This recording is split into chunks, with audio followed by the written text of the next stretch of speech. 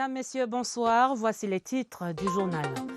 Priorité à la légalité et à la légitimité, les 167 députés déjà élus et validés recevaient leurs attributs ce lundi à l'Assemblée nationale. Le film de l'événement en tête de ce 20h30. Priorité aux infrastructures pour accélérer l'intégration en zone CEMAC. L'appel du président Paul Biya, président en exercice de la CEMAC, en cette journée dédiée à l'institution sous-régionale. Propos présidentiels à suivre dans ce journal. Priorité à la prévention et au renforcement du dispositif de veille sanitaire.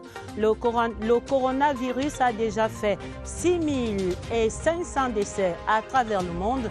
Dans le dossier du 20h30, les mesures au plan national après la déclaration du 5e cas ce lundi. Voilà pour les titres. Parés pour entamer la 10e législature, les 167 députés déjà élus recevaient leurs attributs ce lundi au palais de verre de Ngoïkele après lecture et adoption des rapports de validation de leur mandat. Ils sont ressortis désormais l'écharpe et la cocarde tricolore bien en vue au terme de la plénière présidée par la doyenne d'âge Laurentine Mbédé. Le film de l'événement du jour, Clarisse Tank. À la Maison du Peuple ce jour, novices et engagés de longue date sont arrivés à l'hémicycle à temps pour recevoir la mallette contenant leurs attributs de fonction. Dès l'entame de cette plénière très courue, la doyenne d'âge Laurentine Mbédé, après vérification du quorum, indiquera les 2 points inscrits à l'ordre du jour. D'abord, la lecture des rapports des 6 bureaux de vérification des incompatibilités. Aucun cas d'incompatibilité n'ayant été enregistré, les mandats de ces élus, 167 au total, issus de 8 formations politiques, ont été validés par l'Assemblée nationale. Interviendra alors le second point inscrit à l'ordre du jour, la remise et le port des symboles arborés par les titulaires d'une fonction élective. L'écharpe tricolore, ce ruban fermé en tissu aux couleurs du drapeau national, passant au-dessus de l'épaule droite et en dessous de l'aisselle opposée, puis macarons et autres cocardes pour citer l'essentiel. Ainsi parés, les députés de la 10e législature sont désormais prêts à jouer leur rôle de législateurs qui exigent de comprendre l'esprit des lois, entre autres, et celui de représentants de leurs électeurs, exprimant leurs inquiétudes et leurs points de vue, intervenant en leur faveur et les aidant à résoudre des problèmes. Entourés pour la circonstance de leurs proches pour ce moment spécial, les élus plus sereins et le cœur léger ont quitté la cour d'honneur du palais de l'Assemblée nationale, prêts à faire face à de nouveaux défis. Ils sont donc en pleine possession des insignes d'honneur et de l'autorité de leurs fonctions. Les députés, les 167 déjà élus, ont célébré leurs attributs avec leurs électeurs et en famille. Des instants de joie captés par notre reporter Clarisse Tank. Ils ont reçu le kit du parfait député, des symboles fièrement arborés qui ne font pas perdre le cap fixé, bien au contraire. Les défis, on les connaît, sanitaires, électoraux, sécuritaires, avec la crise, éducatifs. Donc il est temps pour nous maintenant de nous mettre au travail. C'est une mandature de travail de beaucoup d'enjeux. Nous ferons entendre notre voix au cours de cette législature. Pour l'heure, gratitude et reconnaissance exprimées. Après un mandat achevé, nous recommençons un autre mandat avec un engagement fort en disant merci à toutes nos populations du conquis. Mon sentiment est un sentiment de joie et de gratitude, n'est-ce pas, envers d'abord notre Dieu et ensuite à l'endroit du président de la République qui n'a de cesse de promouvoir la femme camerounaise. Nous sommes heureuses aujourd'hui. Je ne peux que remercier les populations qui m'ont effectivement donné une autre chance de continuer à contribuer à la construction d'un Cameroun stable et prospère et surtout à poursuivre l'œuvre de construction de l'état de droit. C'est énorme, c'est aussi une grande responsabilité. C'est par là qu'on sait qu'il y a beaucoup de travail à faire et qu'il faut concrétiser les promesses faites pendant la campagne. Ils sont venus en nombre, partis parfois de très loin, pour agrémenter ces moments qui se veulent inoubliables. Des festivités qui se poursuivront certainement jusqu'à très tard aujourd'hui. autre événement, ce 16 mars, c'était 11e journée de la CEMAC, journée célébrée sous le thème « Améliorer les infrastructures physiques pour promouvoir les échanges entre les peuples ». À cette occasion, le président de la République, son Excellence Paul Biya, président en exercice de la conférence des chefs d'État de la CEMAC, a appelé dans son discours ses pairs à mettre l'accent sur les infrastructures pour favoriser la libre circulation et accélérer l'intégration sous-régionale. Cet appel était porté vers la sous-région par le président du Conseil économique et social, Ayan Luc. La synthèse de Dieudonné Ongba. Pas d'infrastructures de qualité et à nombre suffisant, point de libre circulation des personnes et des biens en Afrique centrale. Constat du président Paul Biya. Le chef de l'État camerounais, par ailleurs président en exercice de la conférence des chefs d'État de la CEMAC, invite les chefs d'État et les peuples d'Afrique centrale à relever ce défi infrastructurel. Luc Ayang, le président du Conseil économique et social du Cameroun, a porté ce message du président Paul Biya à ses destinataires. Si l'on peut se réjouir de la mise en œuvre progressive de la libre circulation des personnes et des biens, il est clair que celle-ci ne saurait être réalisée sans infrastructures en nombre suffisant et de qualité. Je pense notamment à la construction des infrastructures de transport, d'électricité et de télécommunications. À l'heure du bilan et des perspectives qu'offre cette journée commémorative du passage de l'UDEAC à la CEMAC et tout en célébrant la 11e édition de la journée de la CEMAC, le président Paul Biya garde les attentions sur les projections de l'organisation sous-régionale, l'intégration en Afrique centrale via la libre circulation pour l'émergence de la sous-région. La densification de notre tissu infrastructurel constituera, j'en suis persuadé, un levier efficace pour la diversification de nos économies. Paul Biya n'oublie pas non plus le contexte international marqué par l'avènement de la zone de libre-échange continentale africaine et les difficultés économiques auxquelles fait face la sous-région. Aussi, le chef de l'État préconise-t-il aussi bien la poursuite des objectifs de l'organisation qu'une gestion rigoureuse des finances publiques. L'échéance étant l'horizon 2025. Mobilisation de tous les chefs d'État et des peuples de la CEMAC, sans oublier les partenaires extérieurs à qui le président Paul Biya ne manque pas de dire sa gratitude pour services rendus. Ouvrons à présent le dossier de la rédaction. Nous faisons le point ce soir sur l'état des avancées du coronavirus au Cameroun. La terrible pandémie qui a déjà tué plus de 6500 personnes à travers le monde. Au Cameroun, on a enregistré ce lundi le 5e cas de Covid-19. Le ministre de la Santé publique, Manaouda Malachi, l'a annoncé par un tweet en début de matinée. Et du coup, le dispositif de veille sanitaire se renforce. Désormais, 4 hôpitaux et 2 cliniques privées sont parés pour la prise en charge des malades à Yaoundé et dans les régions. On est également en état d'alerte. Arrêt en début de ce dossier au standard du Centre des opérations d'urgence de santé publique de Yaoundé où on est passé de 30 appels à 150 par jour. La fièvre monte dans tous les sens du terme. Martine Noël Ndengue. Après l'annonce du 5e cas de Covid-19 sur le territoire camerounais, le pays muscle son dispositif de prise en charge tant les risques de propagation sont élevés. L'hôpital central à ce jour dispose aujourd'hui de 3 lits fonctionnels et on est en train d'étendre la capacité de façon à pouvoir avoir une vingtaine de lits à accueillir des patients qui sont surtout des patients graves de ce niveau-là. L'hôpital Jamo peut à ce jour en accueillir 4, l'hôpital général de Yaoundé peut en accueillir 25 et nous avons déjà aussi pris des dispositions pour avoir des capacités éventuelles de recours, notamment 1 ou 2 cliniques de la place. Au fur et à mesure où l'épidémie pourrait progresser, si c'est le scénario catastrophe où les hôpitaux sont remplis, après nous avons d'autres recours que l'État a prévus. On peut requérir les internats, les casernes militaires, les stades, les gymnases, etc. Après Yaoundé et Douala, les autres régions sont également mises à contribution pour gérer d'éventuels cas. nous avons déjà demandé à chaque hôpital régional de libérer des salles d'isolement avec au moins 2 lits pour pouvoir prendre en charge les premiers cas et de nous donner des plans éventuels de libération des lits en fonction de l'évolution de la situation. À la cellule de veille téléphonique du Centre des opérations d'urgence de santé publique, le nombre d'appels est passé de 30 à 150 par jour. Sur les 5 cas confirmés que nous avons actuellement,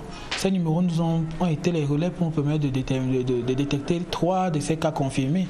Donc ça marche, ça nous aide et nous pensons que c'est le dispositif qui peut nous permettre de récupérer beaucoup plus de cas de confirmés, mais en même temps le dispositif qui permet de faire en sorte que la population puisse avoir la vraie information. Des instructions du ministre de la Santé ont été données pour que notre capacité qui est de 5 appels traitables en même temps, qu'elle passe à 20 appels. Le système de gestion des incidents est activé. 250 personnels sont déployés sur le terrain. Le coronavirus rôde, mais le Cameroun est en état de veille. Faisons le point des malades à présent, les 5 cas constatés. Les 2 premiers qui se sont déclarés au Cameroun sont guéris, mais maintenus sous surveillance médicale. Le 3e cas est plutôt instable et les 2 derniers sont déjà pris en charge depuis ce lundi. Lumière sur la détection de ce Covid-19 et sur ses modalités de prise en charge. C'est une enquête de Lucie Colette Avoulon. Pour avoir la confirmation des 5 cas que compte le Cameroun à ce jour, tout part de cette fiche d'identification dans nos différents aéroports. Quand les gens entrent au Cameroun, doivent remplir une fiche parce que c'est elle qui va nous permettre de suivre cette personne après.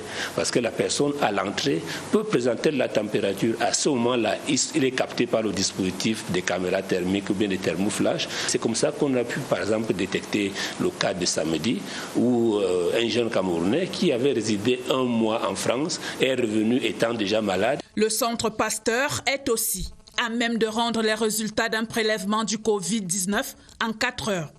Le coronavirus, une maladie virale très contagieuse et dont le traitement n'existe pas encore. Comme la plupart des grippes, il y a des traitements symptomatiques parce qu'à ce jour, il n'y a pas vraiment un traitement spécifique qui a fait ses preuves. Et en général, ce traitement symptomatique est accompagné par l'état, l'immunité du patient permet de s'en sortir dans la plupart des cas. Qu'en est-il de l'état de santé des cas confirmés? 2 premiers cas, la dame va bien. Le monsieur aussi va bien et nous continuons à le garder parce qu'il faut qu'on arrive totalement à la période d'au moins 14 jours. Des autres cas sont aussi admis. Le 3e nous pose des soucis parce qu'il y avait déjà quand même, du fait de l'âge et puis il y avait quand même déjà un certain nombre de pathologies sous-jacentes qui font que son état est préoccupant pour le moment, mais lui aussi il est bien pris en charge. Les 2 autres cas vont aussi très bien. Même si le Cameroun est prêt à répondre à cette importation, nous devons rester vigilants et observer scrupuleusement les mesures basiques d'hygiène. Vous venez d'entendre le docteur Georges Mbalaïtoundi. Il n'y a pas de traitement spécifique pour l'instant contre ce terrible coronavirus. La prévention est donc la clé et les médecins recommandent une observation stricte des règles d'hygiène de base. Se laver les mains avec de l'eau et du savon, avoir toujours sur soi et l'utiliser, le gel hydroalcoolique en tout temps et en tout lieu. Daniel Menanga, notre reporter, rappelle ici les gestes qui sauvent et les premiers symptômes de l'infection à signaler à tout prix.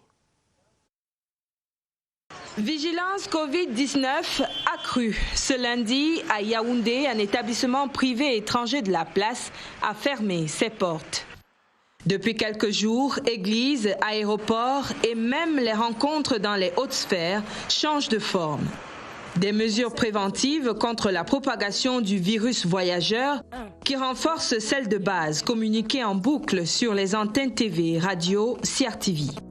Restez à au moins 1 mètre de distance des autres personnes, surtout si elles toussent, éternuent ou ont de la fièvre. 4.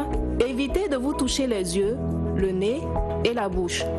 Se laver les mains avec de l'eau propre et du savon ou avec du gel hydroalcoolique. La recette de la solution pour désinfecter les mains est même proposée ou fabriquée dans certains hôpitaux et pharmacies. Les experts indiquent qu'une toux sèche, des difficultés respiratoires La fatigue, la fièvre devraient inquiéter. Bon à savoir par ailleurs, la période d'incubation du coronavirus est de 3 à 14 jours. Dès les premiers signes, le ministère de la Santé publique invite à appeler de toute urgence le 1510, numéro vert. Vous l'avez retenu, ce numéro vert, et ici à la CRTV, on prend naturellement des dispositions. Il s'agit d'éviter que la propagation de ce virus ne passe par l'office. Le personnel médical de l'entreprise était convoqué ce lundi autour du directeur général Charles Ndongo. Il s'est agi de faire le point des mesures envisagées. On retient essentiellement que les employés vitrines de la nation ici à la CRTV devront désormais adopter un ensemble d'attitudes allant de la limitation des contacts au lavage des mains, on vient de l'entendre, en passant par la restriction des visites des étrangers au sein de l'office. Franck Evina fait le point. Séance improvisée de lavage des mains à l'aide d'une solution hydroalcoolique. L'exemple qui vient du top management doit être copié et répété à longueur de journée par le personnel. Mais ce n'est pas tout. Face au nouveau Covid-19, la vie en entreprise doit intégrer de nouvelles attitudes. Au directeur général et à ses proches collaborateurs, le médecin conseil de la CRTV explique les gestes qui sauvent. Et de la fièvre, c'est de la toux, c'est des difficultés respiratoires. Quand vous vous retrouvez avec quelqu'un qui présente ces signes, il faut prendre une certaine distance de sécurité. Il faut éviter au maximum de se retrouver dans des endroits où il y a des foules. En sensibilisant, on pense aussi à des actions concrètes. Les thermomètres à infrarouge s'invitent désormais dans cet univers de l'audiovisuel. Une opération de stérilisation des équipements et des espaces de travail est par ailleurs annoncée. Tous les objets d'utilisation courante doivent faire l'objet de désinfection. Il y a des mesures qui seront prises dans ce sens à la maison pour que toutes les 4 ou 5 heures, on procède à la désinfection du matériel qui est utilisé par le plus grand nombre. Le directeur général de la CRTV attache du prix au respect strict des mesures préventives entreprises. Charles Ndongo a par ailleurs instruit la limitation des visites au sein de l'office, des résolutions contraignantes et restrictives pour que le virus ne pénètre la tour. À Douala également, on s'inquiète. Cette pandémie impose là-bas des réajustements dans les milieux d'affaires et au sein des administrations publiques. Arrêt au JICAM par exemple et à la délégation régionale de la Caisse nationale de prévoyance sociale. Allons voir là-bas les mesures d'hygiène avec Daniel Dinoun. La sensibilisation quotidienne du personnel, des clients sur les pratiques des règles élémentaires d'hygiène, la mise sur pied des mesures pratiques, notamment l'utilisation des gels hydroalcooliques dans les bureaux et départements, les savons et autres matériels hygiéniques installés en quantité suffisante dans les toilettes et salles de bain sont autant de précautions prises par la CNPS pour mettre son personnel à l'abri du Covid-19. Des affiches sont disponibles partout à des endroits visibles.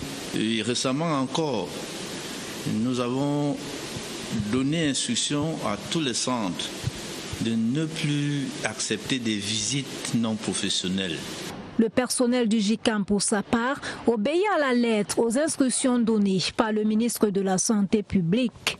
Tousser en mettant plutôt le coude, de se laver régulièrement les mains au-delà des gels qu'on utilise et de prendre un certain nombre de dispositions personnelles pour éviter de serrer la main, pour éviter d'être très proche des gens. Malgré la multiplication des cas de Covid-19, certaines structures traînent encore à adopter des mesures préventives, pourtant salvatrices dans leurs services. Et c'est naturellement ce coronavirus qui fait débat aujourd'hui au Cameroun.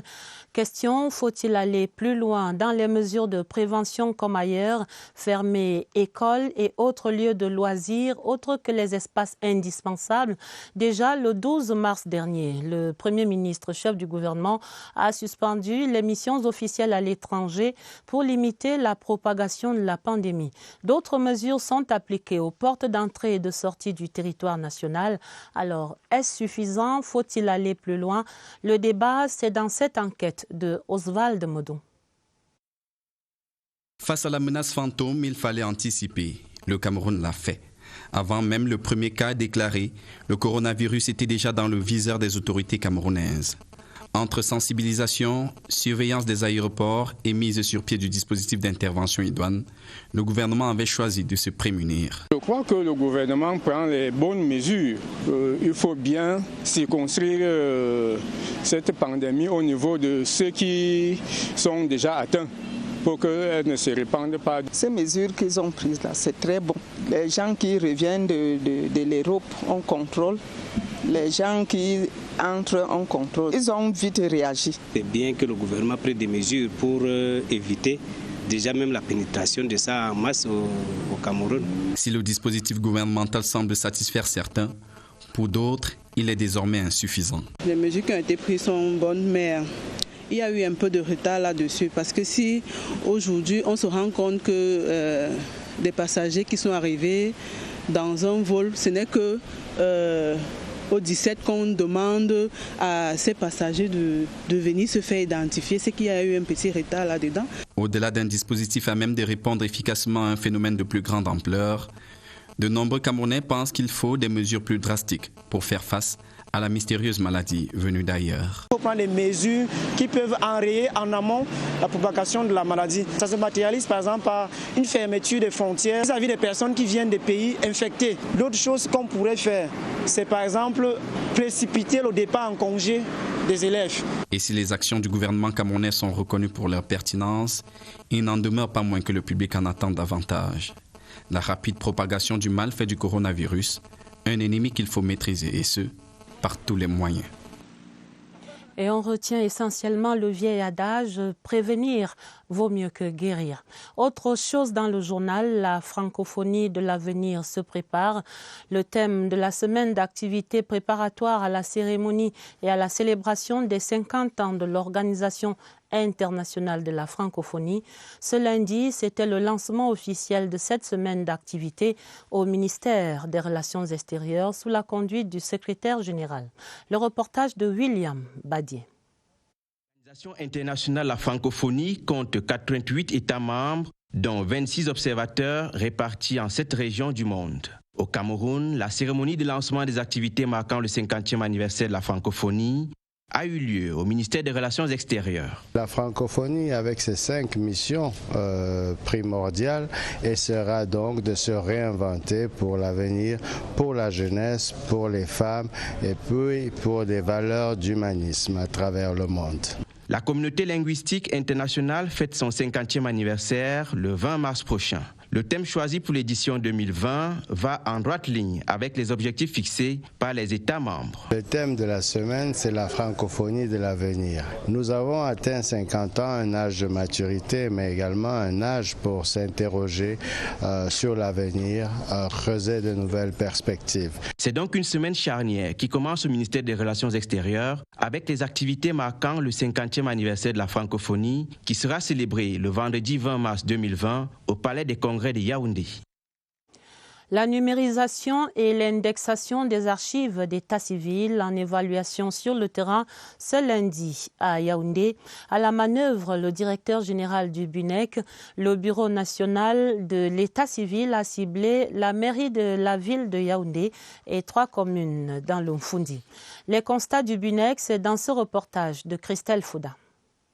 Un système d'état civil informatisé et sécurisé dès le 1er août 2020, c'est l'ambition dévoilée par le Bureau national de l'état civil pour le compte de la mairie de la ville de Yaoundé et les communes d'arrondissement du Mfundi 1, 2 et 3.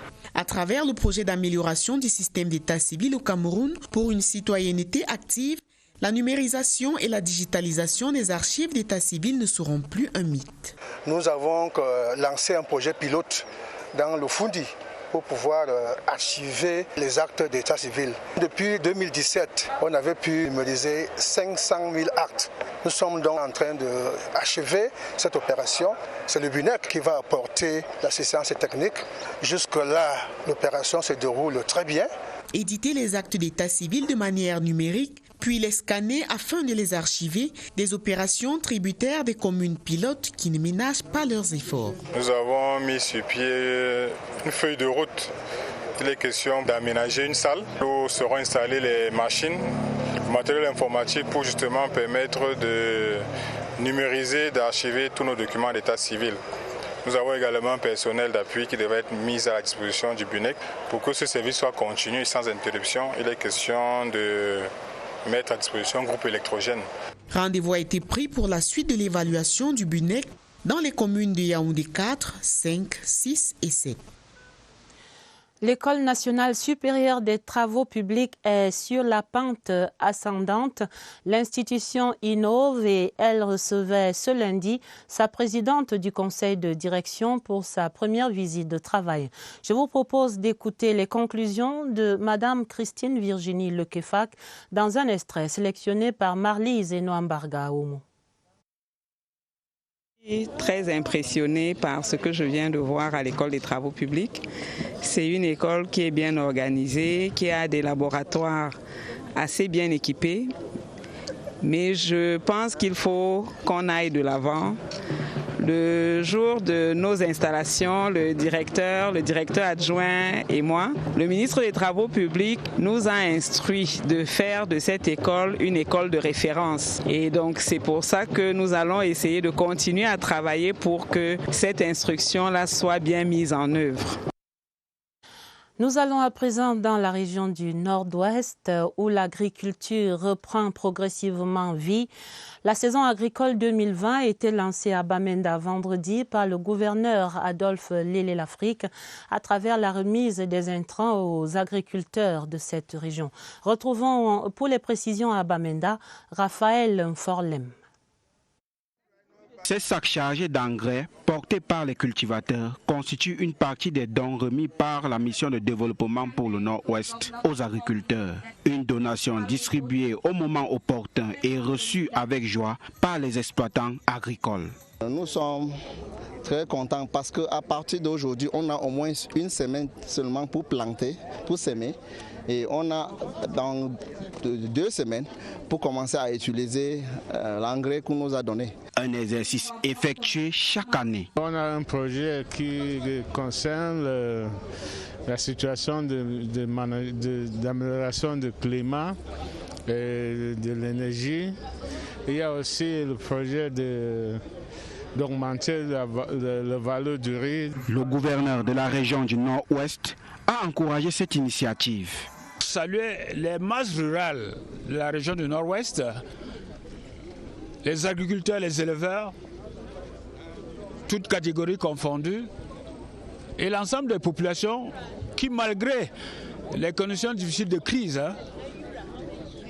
n'hésitent pas à se mobiliser, à se remobiliser dans les plantations pour apporter à manger dans les ménages du Nord-Ouest. D'après les donateurs, 80% de l'économie de la région émane de l'agriculture, d'où la nécessité de soutenir ces cultivateurs. L'actualité dans les municipalités avec la première vague des installations des nouveaux exécutifs. À Lolodorf, dans le sud, Félicien René Mbala et son équipe ont pris fonction au cours d'une cérémonie présidée par le préfet de l'Océan, Antoine Bissaga. Franck Evina était à Lolodorf.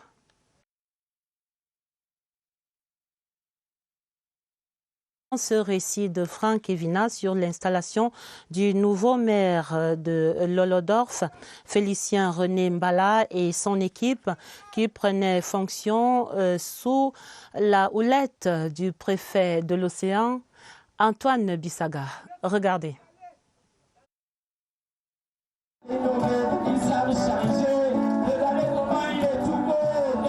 Guizot Lamour donne le ton, la foule reprend en chœur.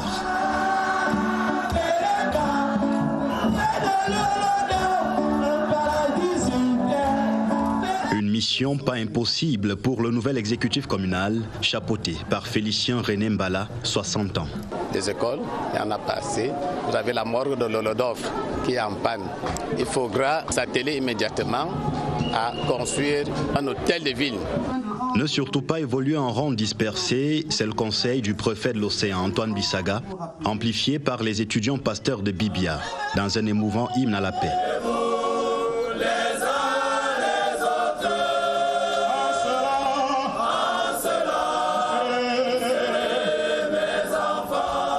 Prendre les reines de la commune de Lolodov, c'est aussi s'engager à préserver l'immense héritage du défunt maire, Emmanuel Ngiamba Loutiri. Le bitumage, l'électrification, la commune de Lolodov, vous avez cette tribune. Il a dû à un moment, par exemple, affecter des lots communaux pour que l'élite construise à Lolodov.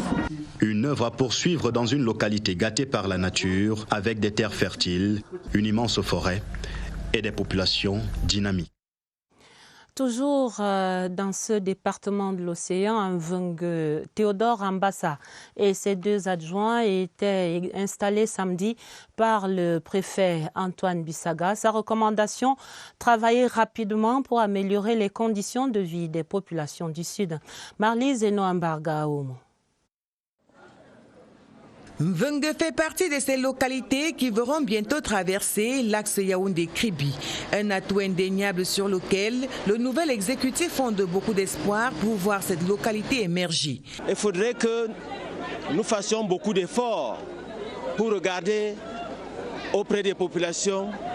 Ils ont crié beaucoup pour les problèmes d'eau et d'électricité. Ils sont donc venus de toutes parts, fils et filles de Mvenge, apporter leur soutien à cette nouvelle équipe communale appelée à contribuer à l'amélioration des conditions de vie des populations. Avant le développement, je souhaite d'abord une bonne collaboration avec nous, les chefs traditionnels, la population, pour qu'on soit soudés, qu'on soit ensemble. L'équipe la voici donc, le maire élu Théodore Ambassa, qui sera assisté dans ses fonctions par Léonce Belinga et de Aboumounchama, épouse Ateba, respectivement premier et deuxième adjoint. Le préfet de l'océan Antoine Bissaga a donc demandé à ces hommes et femmes de travailler en parfaite harmonie afin de redonner un nouveau visage à cet arrondissement. La dernière révérence de Marcel Mvondo II, l'acteur, comédien et homme de théâtre, est décédé hier dimanche à Yaoundé. Il était âgé de 87 ans. On retient notamment de l'œuvre de ce chevalier de l'Ordre national de la valeur, deux scènes cultes, l'une dans la série Le Revenant et l'autre dans le film Le Grand Blanc de Lambaréné. L'évocation de Serge Atangana-Bisso. Des doigts, j'ouvre petit à petit mes yeux. Cet homme a joué sa fin à la télé, Danse avec la mort comme comédien, dans un cercueil vivant, Le Revenant, scène culte du cinéma Camer, et clap, ça tourne. Il était sur la... J'avais ouï dire que la plupart des camarades avaient décliné ce rôle. Moi, je me dis, bon, si je fais ce rôle, ça va faire quoi? C'est sur ce lit qu'il arrête finalement de jouer. La mort n'a pas aimé. Les deux jambes amputées, on ne tourne plus. La vraie vie, on agonise. Jusqu'à dimanche midi. Il a perdu mon petit frère, qui était son homonyme. Il était enterré le 15 février. À partir de ce moment-là, il ne voulait plus manger. Et hier, j'arrive à 16h30, il a rendu l'âme, sans souffrir. C'était Marcel Mvondo II. Quelques rares se souviennent qu'il fut un éphémère, mais très sérieux bureaucrate, délégué provincial de la culture. Parce que le plus trépidant de sa vie était un jeu de scène. Théâtre, cinéma, feuilleton de télévision. Croisez les bras.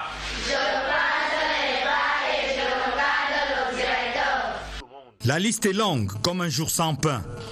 On a eu les trois glorieuses, avec Basek Bakobieu à la baguette, Sango Malo en 1992, Le Grand Blanc de Lambaréné et cette gifle de légende en 1997, Le Silence de la forêt en 2003, qui ont fait qu'on ne le croisait plus sans se retourner dans la rue.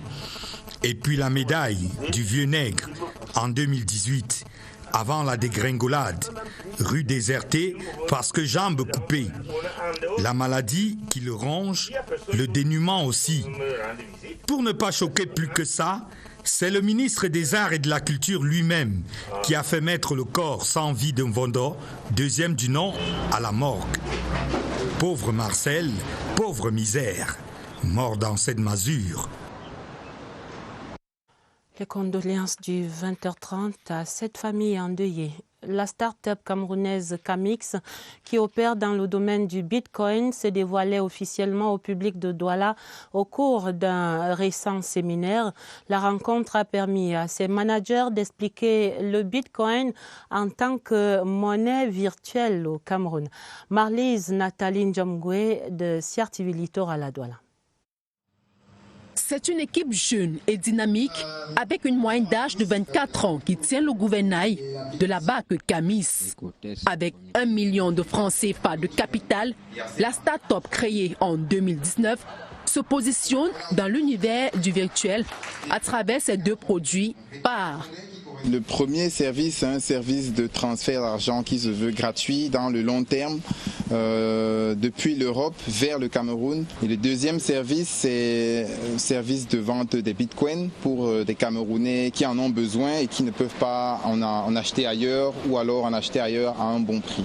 En termes de plus-value, les ingénieurs de Camis innovent de par leurs offres alléchantes. Concernant le service de transfert d'argent, la plus-value est qu'il n'y a pas de frais de commission. C'est vraiment du 0% pour envoyer de l'argent vers un compte mobile money d'un bénéficiaire au Cameroun. En plus, on a le moyen de rémunérer les expéditeurs de telles transactions qui récupèrent jusqu'à 1% du montant de la somme envoyée. Pour bénéficier de ces prestations, il est indispensable de télécharger l'application Camis. Démonstration ici faite. Nous voudrions démystifier déjà le Bitcoin pour expliquer en quoi est-ce que nous sommes différents des autres. Et le meeting d'aujourd'hui, c'était aussi un meeting de lancement. Nous avons une application disponible dans le Play Store, disponible incessamment dans l'App Store pour les utilisateurs iPhone et disponible dans quelques jours en version web.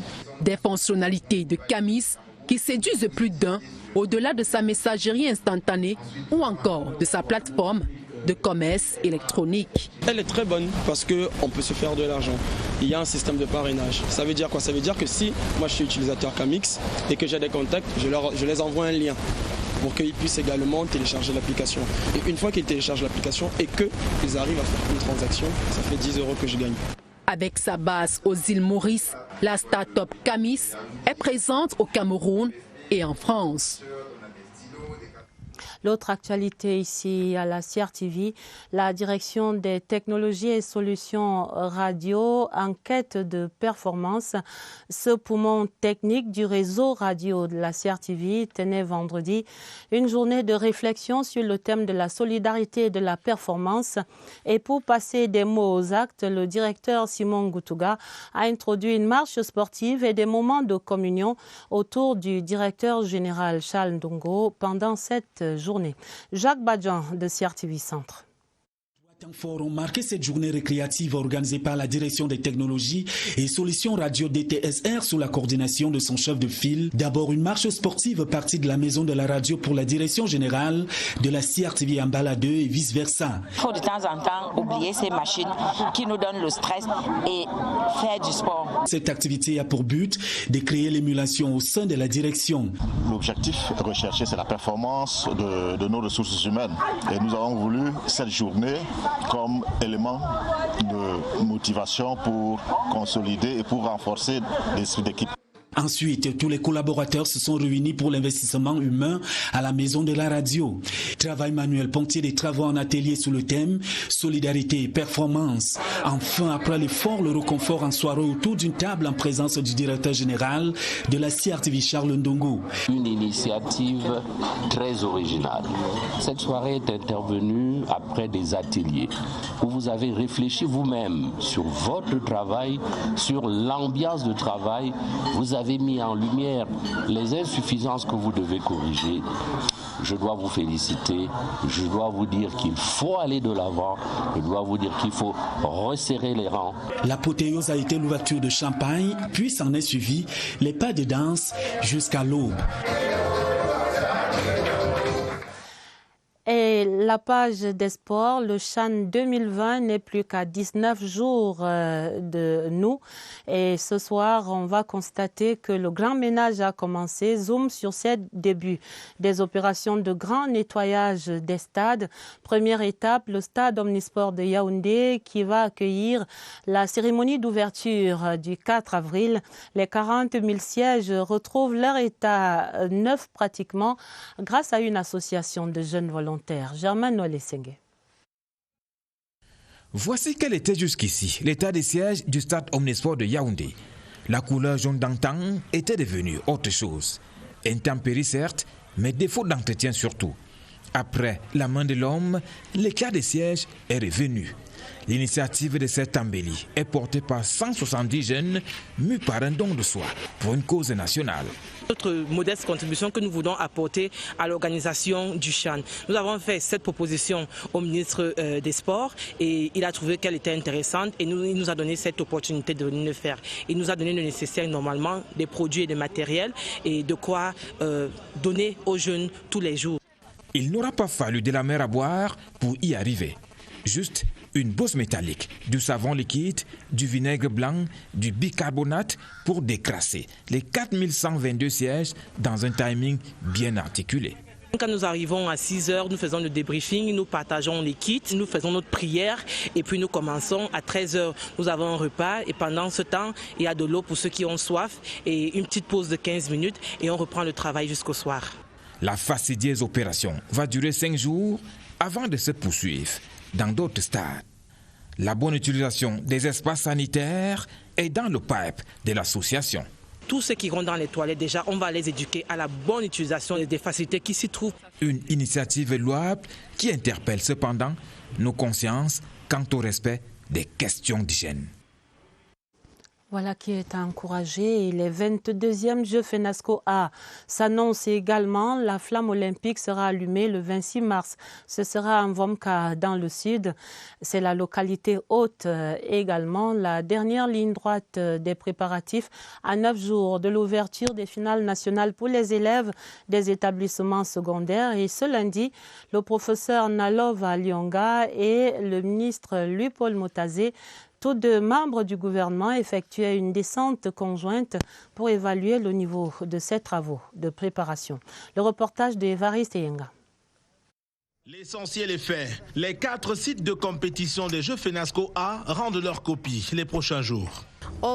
Toutes les recommandations que nous avons faites à notre dernière visite ont été respectées. Ce qu'il reste à faire peut être livré dans 5 jours. Alors, je suis satisfaite. C'est le début de matérialisation des surfaces de l'une des plateformes du lycée classique. Les principaux bénéficiaires, les élèves, ont déjà le sourire. La joie que ça nous donne déjà, c'est de savoir que chez nous aussi, on est capable de recevoir tout le Cameroun.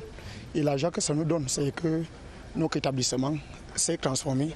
La stèle, symbole de l'équilibre des genres en sport, scintille en Vomeka. Ici sera allumée la flamme olympique le 26 mars prochain. Au complexe multisport Paul Biya, il s'agit de parachever les derniers réglages de la tribune officielle et des aires de jeu. C'est au lycée de Koumbié-Totan que le professeur Nalova Lyonga des enseignements secondaires, Louis-Paul Motazé des finances, ont eu les premières impressions des avancées des préparatifs. Plateforme en phase terminale, début en attente de la matérialisation. Mais au lycée technique de Vomeka, il y a un léger retard à refaire. Vous comprenez bien la présence du ministre des Finances et surtout pour voir s'il y a encore des attentes. Nous en avons parlé avec Madame le ministre depuis Yaoundé. J'ai reçu une correspondance de Monsieur le maire dont je lui ai demandé de revoir son projet de budget pour la part des travaux restants. La parade d'ouverture est déjà en gestation. Les chorégraphies sont adaptées. Elles mettent en scène la pratique des travaux champêtres. Et voilà qui met un terme à ce 20h30. Pour l'essentiel, on retient que l'Assemblée nationale a mis la priorité à la légalité et à la légitimité. Les 167 députés déjà élus et validés ont reçu leurs attributs ce lundi au sein de l'hémicycle à Ngoïkele. Priorité aux infrastructures pour accélérer l'intégration en zone CEMAC. C'est l'appel du président Paul Biya, président en exercice de la CEMAC, en cette 11e journée, ce 16 mars, dédiée à l'institution sous-régionale. Priorité également à la prévention et au renforcement du dispositif de veille sanitaire au Cameroun, le coronavirus qui a déjà fait 6500 décès à travers le monde. Et on faisait le point dans le dossier de l'état de l'avancement de ce virus sur notre territoire national. 5 cas déjà constatés et pris en charge par les infrastructures sanitaires. La fin du 20h30 préparée avec la collaboration de Lucie Colette Avoulou et de Augusta Ngononga. Vous aurez d'autres informations. Un autre journal à minuit présenté par Elvis Teke et Sadou Mamoudou. Retrouvez immédiatement après ce 20h30 Achou Nianti et ses invités dans Inside de Presidency. Très belle soirée sur la CRTV et à demain 20h30.